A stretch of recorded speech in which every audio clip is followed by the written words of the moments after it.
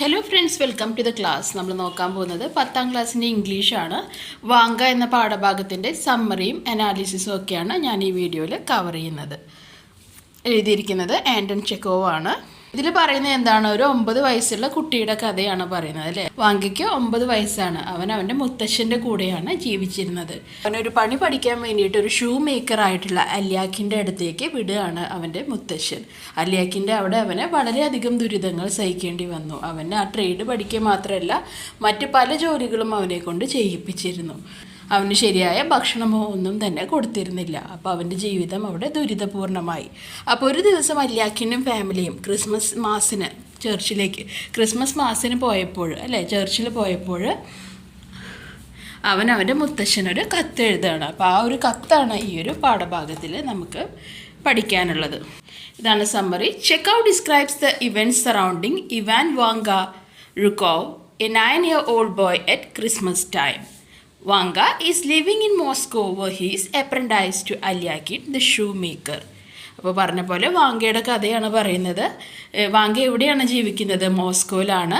അവൻ അല്യാക്കിൻ എന്ന shoe മേക്കറിൻ്റെ shoes ഉണ്ടാക്കുന്ന ആളുടെ അപ്രൻറ്റൈസ് ആയിട്ടാണ്, അതായത് ഒരു ട്രെയിനി ആയിട്ടാണ് അയാളുടെ കൂടെ നിൽക്കുന്നത്. While Alyakin's family is at Christmas Eve Mass, Vanka decides to write a letter to his grandfather, Konstantin Makrich, who is a night watcher for a family. അപ്പോൾ അവരൊക്കെ ക്രിസ്മസ് മാസിന് പോയപ്പോൾ എന്ത് തീരുമാനിച്ചു? വാങ്ക തൻ്റെ മുത്തശ്ശനായ ഗ്രാൻഡ് കോൺസ്റ്റൻറ്റിൻ മാക്കറിച്ചിന് ഒരു ലെറ്റർ എഴുതാം. അദ്ദേഹം ഒരു നൈറ്റ് വാച്ചർ, ഒരു ഫാമിലിയുടെ നൈറ്റ് വാച്ചറായിട്ടാണ് ജോലി ചെയ്യുന്നത്. The young boy begins by sending the old man a Christmas blessing, then writes out a little about his family situation. അപ്പോൾ ആ കുട്ടി എങ്ങനെയാണ് തുടങ്ങുന്നത്? ആ കുട്ടി മുത്തശ്ശന് ക്രിസ്മസ് ബ്ലെസ്സിങ്സ് ഒക്കെ ഫസ്റ്റ് പറയുന്നുണ്ട്. അത് കഴിഞ്ഞിട്ടാണ് എന്ത് പറയുന്നത്? അവൻ്റെ ഇപ്പോഴത്തെ സിറ്റുവേഷൻ എങ്ങനെയാണെന്ന് പറയുന്നത്. ഇനി ഈ ഒരു പാരഗ്രാഫ് അവൻ്റെ ഗ്രാൻഡ് ഫാദറിനെ പറ്റിയിട്ടാണ്. അവൻ ഓർക്കുന്നതാണ്. എന്താണ്? Konstantin is 65, thin, lively, laughs often, and enjoys the company of the cooks and others who work for the family. നമ്മൾ ഓൾറെഡി പറഞ്ഞു, കോൺസ്റ്റൻറ്റിൻ എന്താണ്? ഒരു നൈറ്റ് വാച്ചറായിട്ടൊരു ഫാമിലിക്ക് നൈറ്റ് വാച്ചറായിട്ടാണ് ജോലി ചെയ്യുന്നത്. അവരുടെ കൂടെ തന്നെയാണ് നിൽക്കുന്നതും. 65 വയസ്സാണ് അദ്ദേഹത്തിന്. എന്താണ്? വളരെ ചുറുചുറുക്കുള്ളൊരു മനുഷ്യനാണ്, എപ്പോഴും ചിരിക്കാൻ ഇഷ്ടപ്പെടുന്ന. അതുപോലെ തന്നെ ആ വീട്ടിലെ മറ്റ് പണിക്കാർ, കുക്സിൻ്റെയും അവരുടെയൊക്കെ കമ്പനി ഇഷ്ടപ്പെടുന്ന ഒരാളായിരുന്നു അവൻ്റെ മുത്തശ്ശൻ. A long black dog follows him on his rounds. Eel എന്നാണ് അദ്ദേഹത്തിൻ്റെ ആ ഡോഗിൻ്റെ പേര്, കൂടെയുള്ള ഡോഗിൻ്റെ പേര്. അദ്ദേഹം റൗണ്ട്സിനൊക്കെ പോകുമ്പോൾ ഈൽ എപ്പോഴും അദ്ദേഹത്തിൻ്റെ പിന്നാലെ പോവാറുണ്ട്. Eel is affectionate and often gets into hen house. As Vanka writes, he imagines his grandfather on his rounds, joking with the other servants. അപ്പോൾ വാങ്ക ആ ലെറ്റർ എഴുതുമ്പോൾ എന്താണ്? അവൻ ഇമാജിൻ ചെയ്യുകയാണ്, ആലോചിക്കുകയാണ്. അവൻ്റെ ഗ്രാൻഡ് ഫാദർ ഇപ്പോൾ റൗണ്ട്സിലായിരിക്കും, ബാക്കിയുള്ള സെർവൻസിനോടൊപ്പം തമാശകളൊക്കെ പറഞ്ഞ് രസിക്കുന്നുണ്ടാവും. He also fondly remembers the clear skies in the village and the other people, including a young lady named Olga, who was his friend and taught him many of the things he knows. അപ്പോൾ ആ വില്ലേജിനെ പറ്റി, ആ ഗ്രാമത്തെ പറ്റി, അവിടുത്തെ തെളിഞ്ഞ ആകാശത്തെ പറ്റി അവൻ ആലോചിക്കുന്നുണ്ട്. അതുപോലെ തന്നെ ഒരു യങ് ലേഡിയെ പറ്റി, ഓൾഗയെ പറ്റി ആലോചിക്കുന്നുണ്ട്. ആരാണ്? അവൻ്റെ ഒരു ഫ്രണ്ടാണ്. അതുപോലെ തന്നെ ഓൾഗ അവനൊരു ഫ്രണ്ടിനെ പോലെയായിരുന്നു. അതുപോലെ തന്നെ പല കാര്യങ്ങളും ഓൾഗയാണ് ആർക്ക് പഠിപ്പിച്ചു കൊടുത്തത്? വാങ്കയ്ക്ക് പഠിപ്പിച്ചു കൊടുത്തത്. ഓൾഗയാണ് അവനെ എഴുതാനും വായിക്കാനും ഒക്കെ പഠിപ്പിച്ചു കൊടുത്തത്. His letter tells his grandfather how he is mistreated by the shoemaker and his family. അപ്പോൾ ആ കത്തിൽ അവൻ എന്ത് പറയുന്നുണ്ട്? അലിയാക്കിനും ഫാമിലിയും അവനെ എങ്ങനെയൊക്കെയാണ് മിസ്ട്രീറ്റ് ചെയ്യുന്നത്, എന്തൊക്കെ ഉപദ്രവങ്ങളാണ് അവന് ചെയ്യുന്നത് എന്നൊക്കെ പറയുന്നുണ്ട്. They beat him, give him very little food and make him do many chores that he feels he should not have to do. അവനെ അടിക്കാറുണ്ട്. അതുപോലെ തന്നെ ഭക്ഷണം വളരെ കുറവേ കൊടുക്കാറുള്ളൂ. അതുപോലെ പല പണികളും ചെയ്യിക്കാറുണ്ട്. അതൊന്നും ചെയ്യേണ്ട ആവശ്യം അവനില്ലെന്ന് അവന് പലപ്പോഴും തോന്നാറുണ്ട്. He asks his grandfather to come take him back to the village where he promises he will find work elsewhere. അവൻ്റെ ഗ്രാൻഡ് ഫാദറിനോട്, മുത്തശ്ശനോട് എന്താ പറയുന്നത്? എന്താണ് അവൻ്റെ ആവശ്യം? അവനെ ആ വില്ലേജിലേക്ക്, അവൻ്റെ ഗ്രാമത്തിലേക്ക് മടക്കി കൊണ്ടുപോകണം. അവിടെ ആ ഗ്രാമത്തിൽ ചെന്നിട്ട് അവൻ അവിടെ എന്തെങ്കിലും പണി കണ്ടുപിടിച്ചോളാമെന്ന് ഗ്രാൻഡ് ഫാദറിന് ഉറപ്പ് കൊടുക്കുന്നുണ്ട്. Before he finishes the letter, Vanka remembers going with his grandfather to cut down a Christmas tree. It was a pleasant memory of a fun time with his grandfather. After the letter is finished, the little boy puts down the name of his grandfather, Constantine Macrich. For the address, he writes down the village. In good hopes, Vanka rushes into the street, throws the letter into the nearest post box, and then goes back to Alyakin's to sleep, happily dreaming about his grandfather sitting by the stove and reading the letter to the cooks. എന്താണ് അപ്പോൾ ആ letter finish ചെയ്യുമ്പോഴേക്കും Vanga എന്തും ആലോചിക്കുന്നുണ്ട്. അവൻ്റെ മുത്തശ്ശനോട് കൂടി ഒരു ക്രിസ്മസിൻ്റെ സമയത്ത് ക്രിസ്മസ് ട്രീ ഉണ്ടാക്കാൻ വേണ്ടിയിട്ട് മരം മുറിക്കാൻ പോയത് ആലോചിക്കുന്നുണ്ട്. അതെന്താണ് വളരെ പ്ലസൻ്റ് ആയിട്ടുള്ളൊരു മെമ്മറിയാണ്. അവന് ഭയങ്കര ഇഷ്ടപ്പെട്ട ഒരു സംഭവമാണ്. ആ ലെറ്റർ ഫിനിഷ് ചെയ്യുമ്പോൾ എന്താ ചെയ്യുന്നത്, അവൻ ആ ലെറ്ററിൻ്റെ കവറിൻ്റെ മുകളിൽ കോൺസ്റ്റന്റൈൻ മാക്രിച്ച് അവൻ്റെ മുത്തശ്ശൻ്റെ പേര് എഴുതുന്നുണ്ട്. പിന്നെ അഡ്രസ്സിൻ്റെ സ്ഥലത്ത് എന്താ എഴുതുന്നത്, ദ വില്ലേജ് എന്ന് എഴുതുന്നുള്ളൂ അല്ലേ. അവൻ 9 വയസ്സുള്ളൊരു കുട്ടിയാണ്. അവന് കത്ത് മുമ്പ് എഴുതിയിട്ട് പരിചയമില്ല. അപ്പോൾ വില്ലേജ് എന്ന് പറഞ്ഞ് എഴുതി കഴിഞ്ഞാൽ ആ ലെറ്റർ എങ്ങോട്ടെങ്കിലും എത്തുമോ? ഇല്ല. ഏത് വില്ലേജ് ആണെന്നൊന്നും അവൻ കൊടുത്തിട്ടില്ല. പക്ഷേ വാങ്ക എന്താ വിചാരിക്കുന്നത്, ഇൻ ഗുഡ് ഹോപ്സ്, അവന് ഉറപ്പുണ്ട് അല്ലേ, അവന് ശുഭാപ്തി വിശ്വാസമുണ്ട് ആ ലെറ്റർ അവൻ്റെ മുത്തശ്ശൻ്റെ കയ്യിലെത്തും. മുത്തശ്ശൻ്റെ ഗ്രാൻഡ് ഫാദർ സ്റ്റൗവിൻ്റെ അടുത്തിരുന്നിട്ട് ആ കുക്സിനും മറ്റുള്ളവർക്കും ഒക്കെ കേൾക്കാൻ വേണ്ടി ആ ലെറ്റർ ഉറക്കെ വായിച്ചു കൊടുക്കുന്നുണ്ടാവുന്നൊക്കെ സ്വപ്നം കണ്ടുകൊണ്ടാണ് അവൻ ആ ദിവസം കഴിയുന്നത്. ഓക്കെ, അപ്പോൾ വാങ്കയുടെ തീം എന്താണ്, അല്ലെങ്കിൽ വാങ്ക നമുക്ക് തരുന്ന ആ ഒരു മോറൽ എന്താണ്? Vanka suggest that there is always hope even when people are at their lowest. ഇതിൽ പറയുന്നത് എപ്പോഴും ജീവിതത്തിലൊരു ഹോപ്പ് ഉണ്ടാവണം അല്ലേ. ഏറ്റവും ലോവസ്റ്റ് ആണെങ്കിലും നമ്മുടെ ജീവിതത്തിൽ ഏറ്റവും ബുദ്ധിമുട്ടുന്ന സമയത്താണെങ്കിലും നമ്മൾ അതിൽ നിന്നൊക്കെ കരകയറും എന്നുള്ളൊരു വിശ്വാസം ഉണ്ടാവണം എന്നാണ് പറയുന്നത്. ഓക്കെ, ഇനി ഞാൻ പറയുന്നത് അനാലിസിസ് ഓഫ് വാങ്കയാണ്. നോക്കാം നമുക്ക്. Anton Chekhov's Vanka is a story that haunts the reader for long. It picturizes the plight of an orphan named Vanka. The social issues like child labor, slavery, poverty, homelessness, inequality, etc. that prevailed in Moscow are also presented in the story. അപ്പോൾ എന്താ പറയുന്നത്, ഈ Vanga എന്ന story വായിച്ചു കഴിയുമ്പോൾ അതിലുള്ള ആ ക്യാരക്ടേഴ്സൊക്കെ നമ്മളെ ഹോണ്ട് ചെയ്തുകൊണ്ടിരിക്കും അല്ലേ, നമ്മളെ പിന്തുടർന്നുകൊണ്ടേയിരിക്കും. അതിലെന്താ പറയുന്നത്, ഓർഫണായ അനാഥനായ വാങ്കയുടെ ജീവിതത്തെ പറ്റിയാണ് പറയുന്നത്. അതുപോലെ തന്നെ മെയിൻ സോഷ്യൽ ഇഷ്യൂസായ സൊസൈറ്റിയിൽ നിലനിൽക്കുന്ന ചൈൽഡ് ലേബർ, കുട്ടികൾ, ബാലവേല, സ്ലേവറി, അടിമത്വം, പോവർട്ടി, ദാരിദ്ര്യം, ഹോംലെസ്നെസ്, വീടൊന്നുമില്ലാതിരിക്കുന്ന അവസ്ഥ, ഇനീക്വാലിറ്റി പറ്റിയാണ് ഈ മോസ്കോയിൽ അന്ന് നിലനിന്നിരുന്ന ഇങ്ങനെയുള്ള സോഷ്യൽ ഈവിൾസിനെ പറ്റിയൊക്കെയാണ് ഈ സ്റ്റോറിയിൽ പറയുന്നത്. The tone of the story changes as it improves. Start ചെയ്യുന്ന ആ ഒരു അതേ ടോണിലല്ല ലാസ്റ്റ് ആകുമ്പോഴേക്കും എത്തുന്നത് അല്ലേ. ലാസ്റ്റ് ആകുമ്പോഴേക്കും എന്താണ്, അവൻ്റെ സങ്കടങ്ങൾ വരുന്നുണ്ട്. ലാസ്റ്റ് ആകുമ്പോൾ അവനൊരു ഹോപ്പ് ഉണ്ടാവുന്നുണ്ട്, അവൻ അവിടെ നിന്നൊക്കെ രക്ഷപ്പെടുമെന്ന്. അപ്പോൾ ടോൺ ഇങ്ങനെ മാറിക്കൊണ്ടേ ഇരിക്കുന്നുണ്ട്. The story begins with a mixed feel of sadness and happiness. Story തുടങ്ങുന്നത് എങ്ങനെയാണ്, സന്തോഷവും സങ്കടവും ഇടകലർന്ന ഒരു ടോണിലാണ് സ്റ്റോറി സ്റ്റാർട്ട് ചെയ്യുന്നത്. Vanga then falls into some nostalgic memories of his life. പിന്നെ എന്താണ് നൊസ്റ്റാൾജിക് മെമ്മറീസ് അല്ലേ, ഓർക്കാൻ ആഗ്രഹിക്കുന്ന, അല്ലെങ്കിൽ പണ്ട് അവൻ്റെ ഗ്രാമത്തിൽ അവൻ ജീവിച്ചിരുന്ന ആ നല്ല കാലമൊക്കെ അവൻ ഓർമ്മിക്കുന്നുണ്ട്.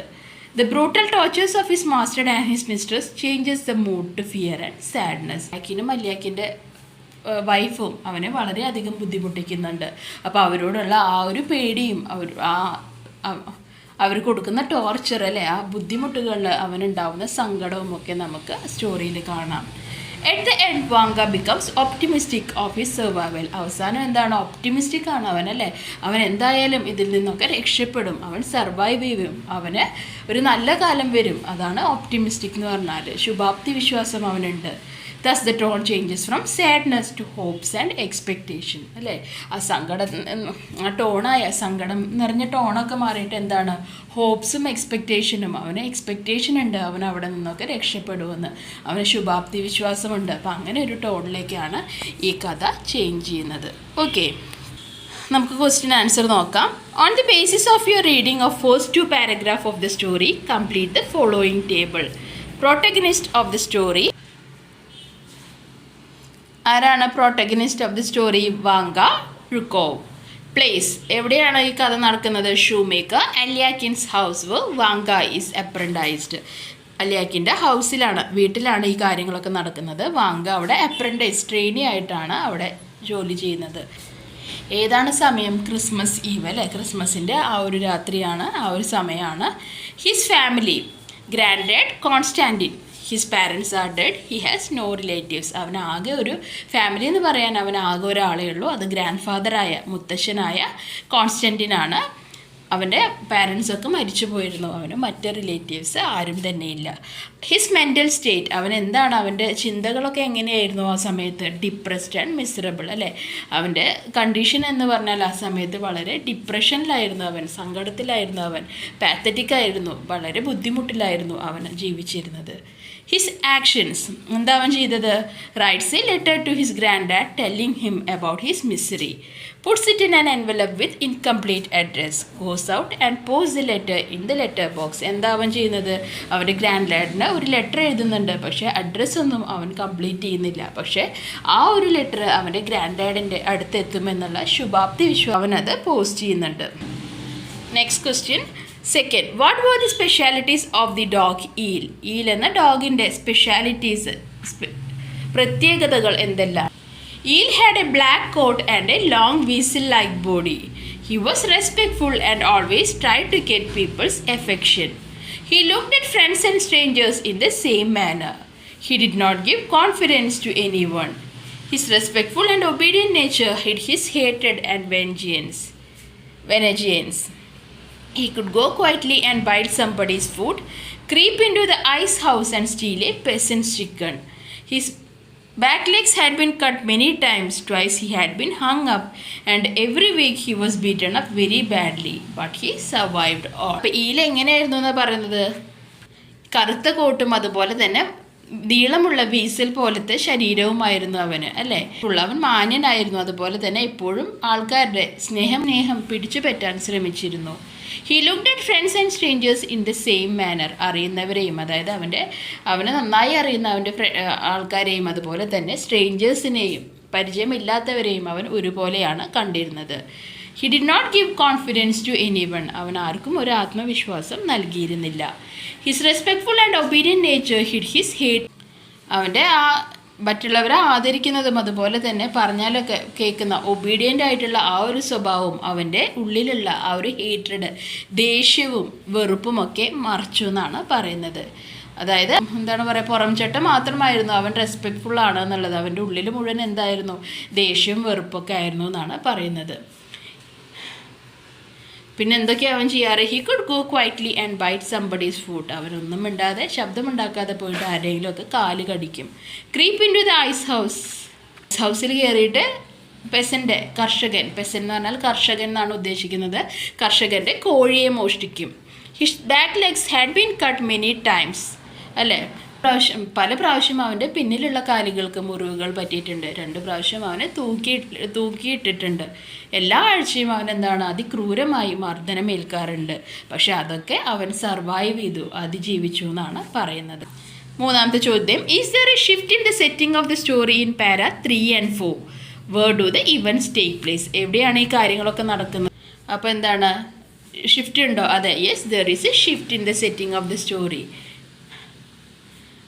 പാരഗ്രാഫ് 3, 4, 5 ആരെ പറ്റിയാണ് പറയുന്നത്? The events in the paragraph 3, 4 and 5 take place in the estate where Vanka's grand father worked. 3, 4, 5 പാരഗ്രാഫിൽ പറയുന്ന ആരെ പറ്റിയാണ്? വാങ്കയുടെ ഗ്രാൻഡ് ഫാദറിനെ പറ്റിയാണ്. അദ്ദേഹം വർക്ക് ചെയ്തിരുന്ന ആ ഒരു സ്ഥലത്തെ, ആ ഒരു എസ്റ്റേറ്റിനെ പറ്റിയാണ്. അപ്പോൾ സെറ്റിംഗ് ഫസ്റ്റ് എവിടെയാണ് setting?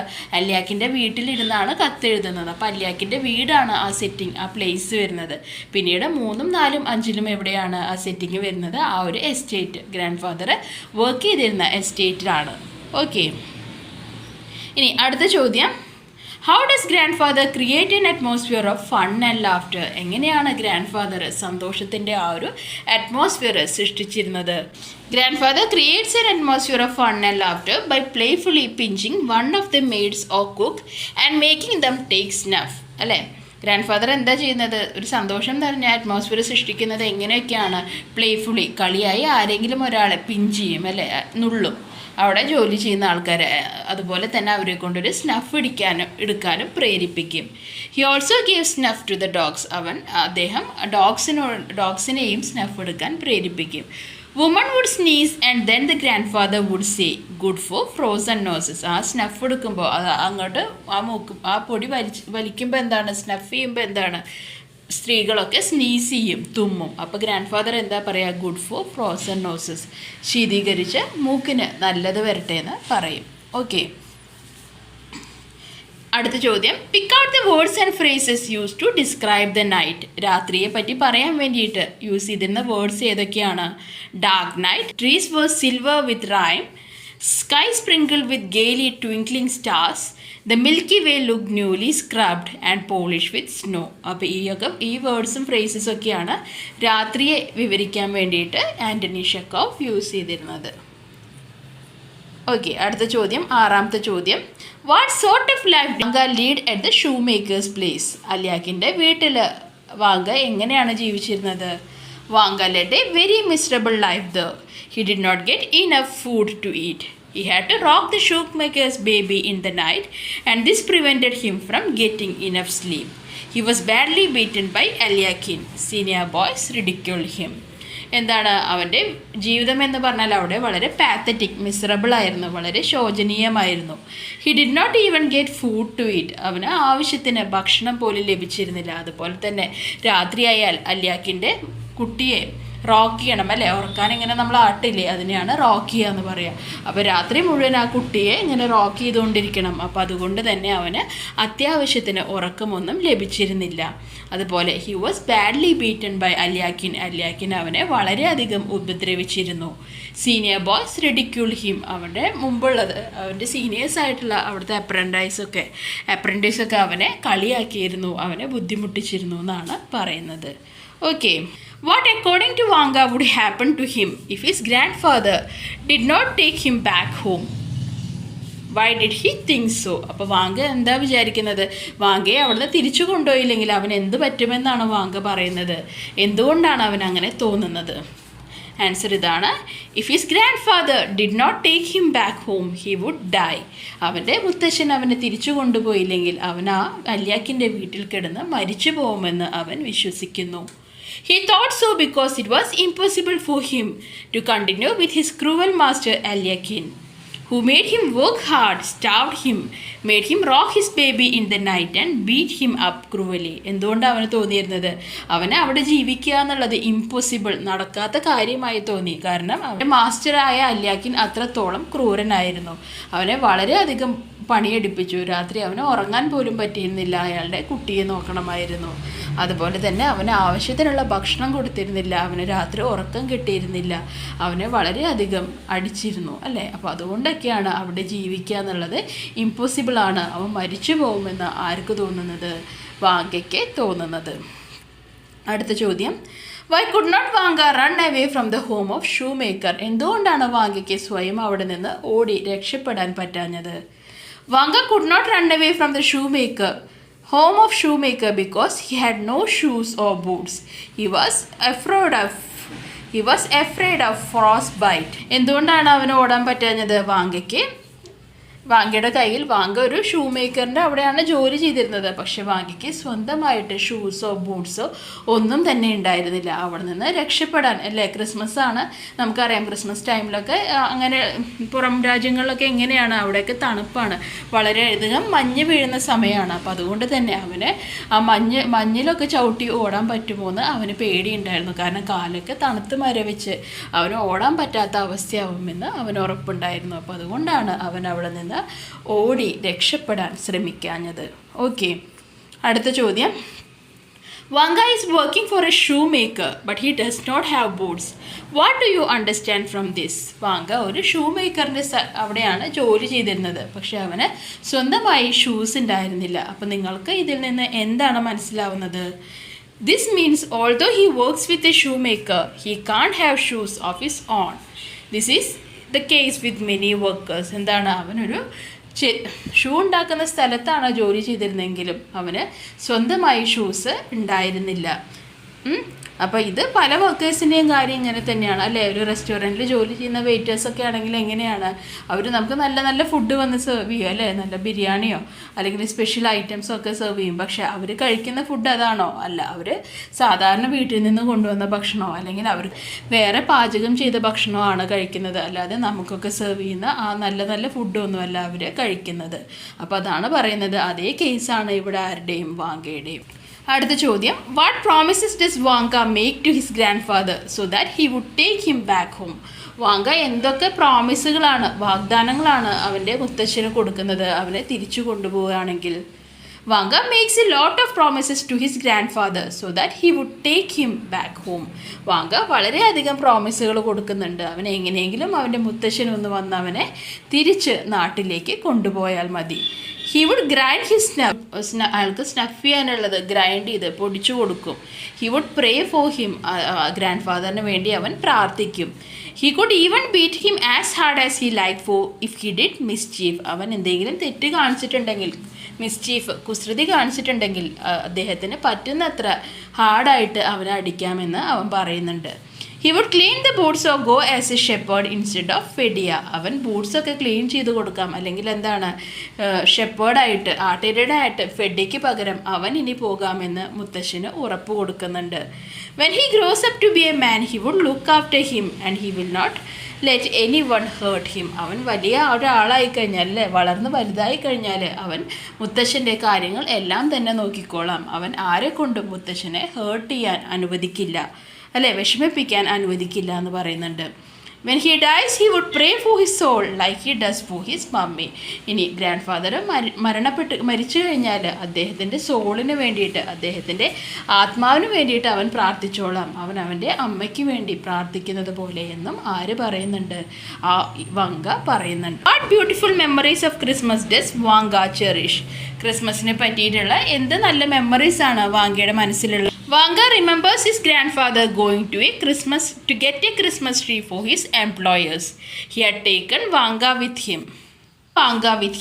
How happy Vanka was then. Grandfather would laugh. The frost-covered trees would laugh and Vanka also laughed. Before cutting the tree, grandfather would smoke his pipe, take a long pinch of snuff. വാങ്കയ്ക്ക് എന്തോ ഓർമ്മയുണ്ട്, ഒരു Christmas tree അവൻ്റെ വാങ്കയുടെ മുത്തശ്ശന് ഒരു Christmas tree വെട്ടാൻ പോയത് ഓർമ്മയുണ്ട് അല്ലേ.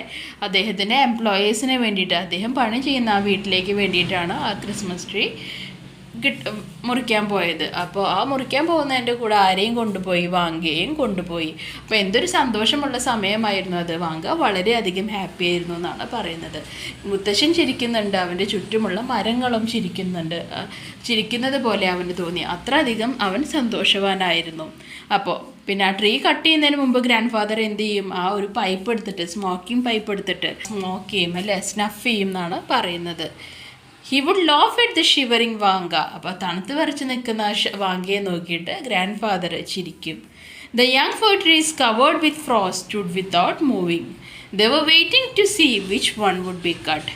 Suddenly a hair would appear. Grandfather would shout, "Stop it, stop it." Grandfather would drag the tree to the big house. They all would decorate it. എന്താണ് യങ് ഫർ ട്രീസ് അല്ലേ, ആ Christmas trees, ആ fir ട്രീസൊക്കെ, ആ ട്രീസൊക്കെ എങ്ങനെയാണ്, ആരെയാണ് അദ്ദേഹം വെട്ടാൻ പോകുന്നത് എന്നുള്ള രീതിയിൽ എല്ലാവരും പേടിച്ച് അനങ്ങാതെ നിൽക്കും എന്നാണ് പറയുന്നത്. പെട്ടെന്ന് എന്താണ് ഒരു ഹെയർ എന്ന് പറഞ്ഞാൽ എന്താ, ഒരു റാബിറ്റ് അല്ലെ, ഒരു മുയൽ പെട്ടെന്ന് വരും. ഗ്രാൻഡ് ഫാദർ എന്ത് ഷൗട്ട് ചെയ്യും? സ്റ്റോപ്പ് ഇറ്റ് എന്ന് ഷൗട്ട് ചെയ്യും. അത് കഴിഞ്ഞ് ആ ഗ്രാൻഡ് ഫാദർ ആ വെട്ടിയിട്ട വലിയ ട്രീ അദ്ദേഹത്തിൻ്റെ വീട്ടിലേക്ക് വലിച്ചു കൊണ്ടുപോകും. അവരെല്ലാവരും കൂടി ആ ഒരു ട്രീയെ ക്രിസ്മസ് ട്രീ ആയിട്ട് ഡെക്കറേറ്റ് ചെയ്യും എന്നാണ് പറയുന്നത്. ഓക്കെ, അപ്പോൾ ഇതാണ് ആൻസർ വരുന്നത്. 12ാമത്തെ ചോദ്യം, who was Vanka's favourite, why did he like her? വാങ്കയുടെ ഫേവറേറ്റ് ആരായിരുന്നു, എന്തുകൊണ്ടാണ് അവരെ ഇഷ്ടമായിരുന്നത്? മിസ് ഓൾഗ ആയിരുന്നു. Miss Olga was Vanka's favourite. Miss Olga ആയിരുന്നു വാങ്കയ്ക്ക് ഏറ്റവും ഇഷ്ടപ്പെട്ടായിരുന്ന ആൾ. She used to give Vanka sweets. She also taught him to read, write, count and also to dance. വാങ്കയ്ക്ക് ഇടയ്ക്കിടയ്ക്ക് മധുരം നൽകുമായിരുന്നു. അതുപോലെ തന്നെ എഴുതാനും വായിക്കാനും ഡാൻസ് ചെയ്യാനും കൗണ്ട് ചെയ്യാനും എണ്ണാനും ഒക്കെ അവനെ പഠിപ്പിച്ചത് ആരാണ്? മിസ് ഓൾഗയാണ്. ഓക്കെ, 13ാമത്തെ ചോദ്യം, how did Vanga reach Moscow? എങ്ങനെയാണ് എങ്ങനെയാണ് വാങ്ക മോസ്കോയിൽ എത്തിപ്പെട്ടത്? When he became an orphan after the death of his mother, he was sent to his grandfather. His grandfather apprenticed him to the shoemaker Alyakin in Moscow. എന്താണ്, അവൻ ഒരു അനാഥനായപ്പോൾ അമ്മയുടെ മരണശേഷം അവനെ ആരുടെ അടുത്തേക്കാണ് വിട്ടത്? അവൻ്റെ മുത്തച്ഛൻ്റെ അടുത്തേക്കാണ് വിട്ടത്. അപ്പോൾ മുത്തച്ഛൻ അവൻ എന്തെങ്കിലും ഒരു ട്രേഡ്, ഒരു പണി പഠിക്കാൻ വേണ്ടിയിട്ടാണ് ഷൂ മേക്കറായ അല്യാക്കിൻ്റെ അവിടേക്ക് വിടുന്നത്. അങ്ങനെയാണ് അവൻ മോസ്കോയിൽ എത്തിപ്പെട്ടത്. 14ാമത്തെ ചോദ്യം, I have such A miserable life verse than dogs, what made Vanga say so? Vanga say so, എൻ്റെ ജീവിതം നായ്ക്കളുടെ ജീവിതത്തെക്കാളും മിസറബിളാണ്, അത്രയും മിസറബിളാണെന്ന് വാങ്ക പറയുന്നുണ്ട്, അത്രയും ബുദ്ധിമുട്ടാണെന്ന് പറയുന്നുണ്ട്. എന്തുകൊണ്ടാണ് വാങ്ക അങ്ങനെ പറയുന്നത്?